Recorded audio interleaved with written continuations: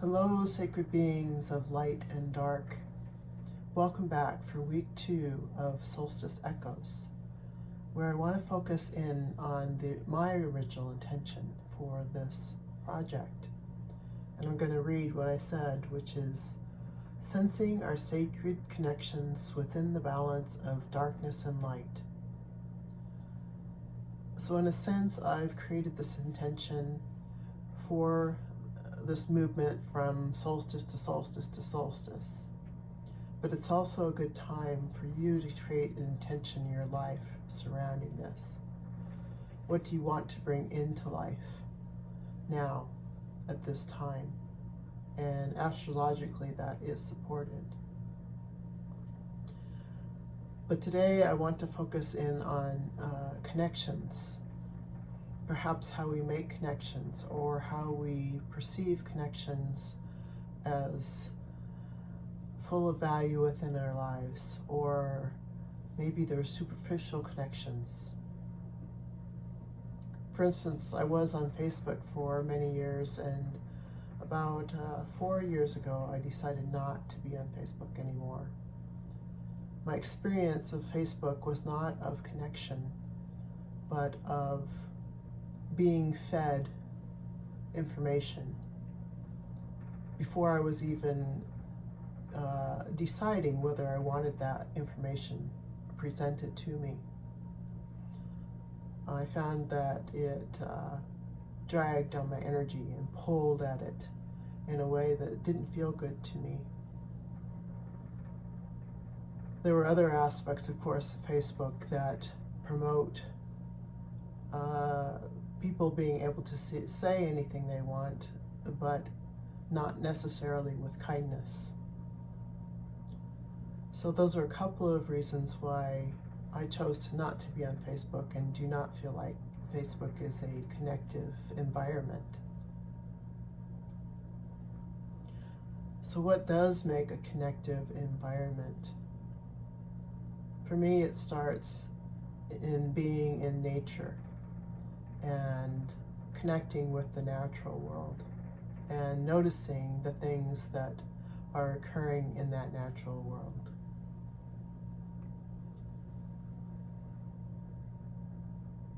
I also considered this week whether I wanted to reconnect with some people in fact, of all of those people that were on Facebook. And I wondered about the reasons why I wanted to do that or why I didn't. And I think it came down to whether I really wanted to have a close connection with them or not.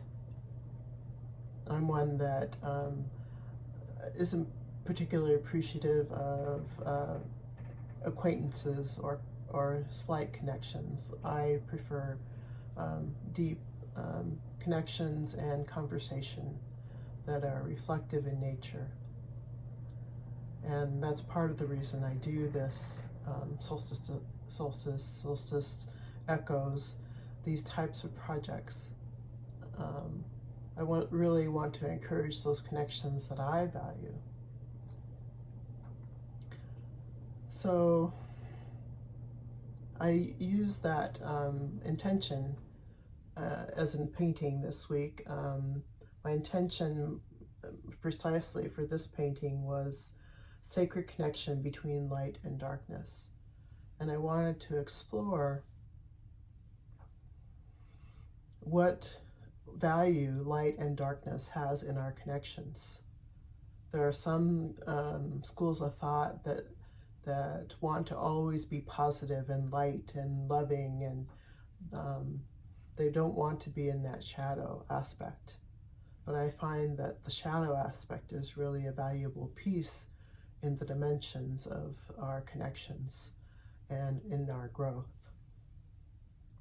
So I want to explore the painting that I did yesterday, and there's a video of which I'll put a notation above here. But I want to go a little bit deeper into what I see after the fact. So I think in particular what I want to look at is the symbolism in the middle here, which it seemed like, and I had used Lumerian quartz crystal and Zuni eagle fetish to help assist in this drawing. So maybe it's not surprising that there seem to be two bird forms. The eagle that appears or seems to appear for me here, and a smaller bird here around what I would say is the heart center. But the symbol overall, I thought was a peace symbol. So I went to look up peace symbols, and the common formation of the peace symbol is actually the other orientation. But what I found out is the person who had created the original peace symbol, at least in our modern culture, created it the opposite way, and it was a time when he was feeling in despair and wanted more peace in his life.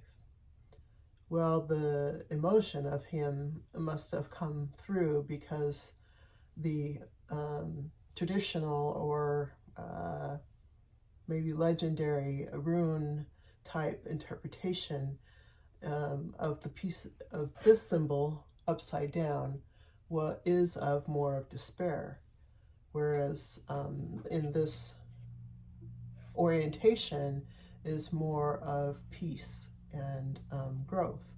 And you can see that in my painting, I wanted to put this tree of grounding, and trees always remind me more of growth than of despair.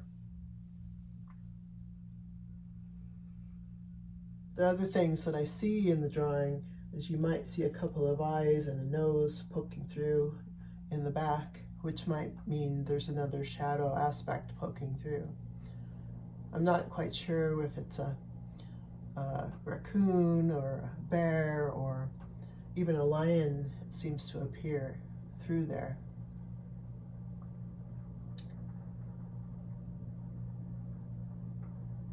Overall, I think what really comes up for me is that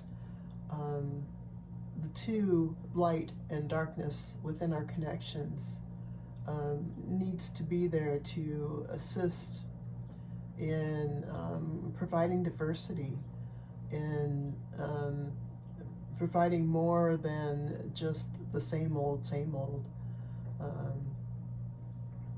For instance, if you wanted to equate this in sound, you wouldn't want just to hear a single note all of the time. You would want some diversity within that. Or things that might really annoy people, like a dripping faucet. Drip, drip, drip, drip. That's kind of monotonous, and if it maybe at some point would drip, drippity drip, drip, drippity drip, that might add value to that sound. But so maybe you can see how other aspects coming in are of benefit when we're thinking about connections and why that is important to us. So I wouldn't see this, I don't see my painting that I did yesterday as very beautiful, and yet I've often found that there is beauty even in the ugliest of things. And yet we're trying to achieve some kind of balance versus stagnancy, and so these are just some of the things that I wanted to point out, in addition to the video that I created yesterday. So I invite you to think about the types of connections that you want and the qualities that they have within them. What parts of light and darkness exist? What would it be like if it was always light or always dark? I think what we're really searching for is that balance between light and darkness. As I suggested in the first video and thinking about twilight, where there is a mixture of light and darkness, and it's not clearly defined, but it's certainly a beautiful sensation to experience. Well, thanks for joining me this week, and I'll see you again soon next week. Bye.